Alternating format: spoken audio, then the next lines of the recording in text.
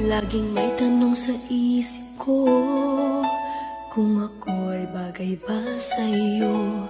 Bakit ganun lagi kang alaala ko?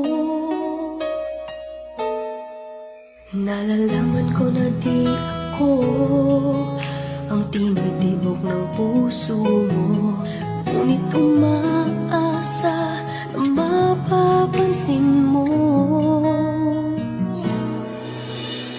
Kahit di mo pansin,